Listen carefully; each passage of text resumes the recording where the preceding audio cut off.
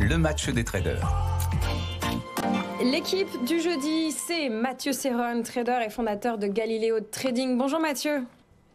Bonjour Lorraine. Et puis Andrea Tueni, sales trader chez Saxo Bank. Andrea, on va commencer avec vous. Bonjour. On est dans le vert. On est dans le vert ce matin, mais on reste dans un climat assez nerveux que nous a décrit il y a quelques minutes Antoine Larigauderie. Comment démarrez-vous cette journée ? C'est vrai que la situation, elle reste quand même tendue sur les marchés. On sent qu'après la perte de plus de 6% sur le CAC la semaine dernière, on n'a pas non plus un rattrapage qui est conséquent cette semaine. Donc c'est vrai qu'on a stoppé l'hémorragie, on s'est éloigné de cette zone, on va dire 7475, 7500, qui est une zone de support aujourd'hui. Et voilà, il faudrait qu'on maintienne ce niveau pour éviter d'avoir un glissement plus profond du marché. Mais c'est vrai qu'on n'est pas non plus très très loin de ce niveau encore aujourd'hui. Donc on reste sur une situation qui est compliquée. On reste très attentif à la situation politique. Cette incertitude politique aujourd'hui, c'est la principale menace sur le CAC.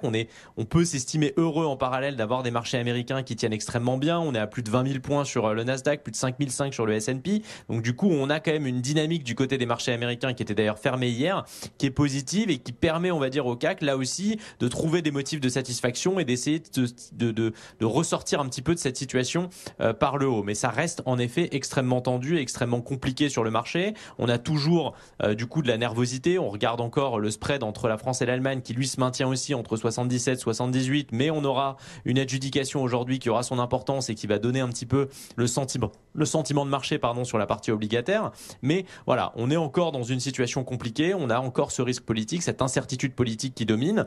Maintenant, si on regarde et on va essayer de trouver des parallèles avec par exemple l'Italie il y a quelques années, on avait eu une situation compliquée pour les actions italiennes, mais on a réussi quand même à se sortir de cette situation et de repartir vers le haut sur des actions italiennes par exemple. Donc du coup, il ne faut pas non plus complètement tout jeter aujourd'hui. Il faut rester en effet méfiant. Il y a de la prudence et on risque de rester dans une situation assez heurtée jusqu'au résultat de ces élections et de réagir à des événements de marché, donc d'avoir un marché assez erratique. Mais on a des niveaux clairs. Pour le moment, le support principal, 7475, 7500. Et il faut essayer de repasser au minimum au-dessus des 7750 pour espérer avoir une embellie, mais plutôt même au-dessus des 7870 pour espérer du mieux sur le CAC. Donc on en est encore éloigné, donc pour le moment on reste sous la menace. Bon, on a quand même quelques niveaux clairs, vous nous dites. Mathieu, qu'est-ce que vous surveillez en particulier? Est-ce que vous vous alignez sur les niveaux techniques d'Andrea?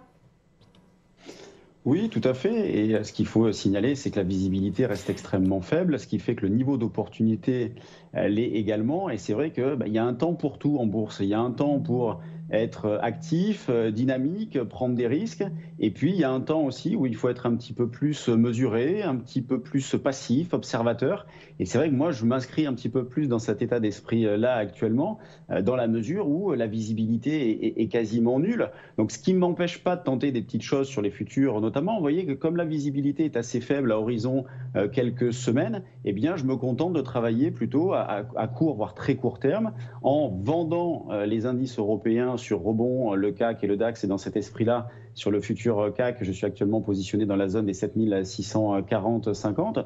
Donc moi, je considère toujours qu'on reste du mauvais côté. Vous voyez, pour refaire un petit peu l'histoire, on était du bon côté au-dessus des 7750-7800. En passé en dessous, on est passé du mauvais côté à horizon moyen-long terme avec comme objectif 7005 et ensuite, éventuellement, si la dégradation se poursuit, la zone des 7150-7250. Donc ce premier objectif de 7005 a été donc atteint. Et donc, moi, ce que je disais déjà à ce moment-là, c'est qu'une pause est probable. Et on est dans cette phase de pause. Mais toutefois, il n'y a pas de catalyseur pour l'instant pour avoir un rebond des marchés. En même temps, il n'y en a pas tellement pour avoir une nouvelle vague de baisse. Donc, on a vraiment des marchés qui sont dans l'attente. Et moi, dans ce genre de situation-là, hormis les écarts que je suis amené à faire sur les futurs, eh bien, je me constitue des listes, vous voyez, des listes de valeurs qui fondamentalement sont de qualité, qui ont baissé dernièrement avec le repli des marchés, et j'essaie d'identifier sur ces valeurs-là des niveaux d'intervention. Donc j'en ai plusieurs en tête que je vais affiner, et justement je prépare ça pour l'après, en guillemets, vous voyez, entre guillemets.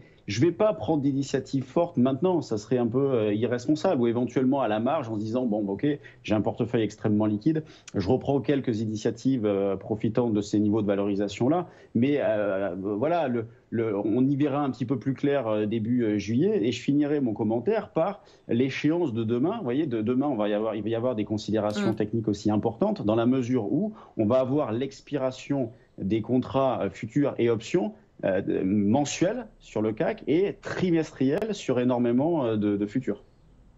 Voilà, on fera le point demain, effectivement, journée importante qui permettra peut-être de révéler quelques éléments pour les investisseurs que nous sommes. Merci beaucoup, messieurs, bonne journée sur les marchés et un peu plus de visibilité, on espère, pour nous tous.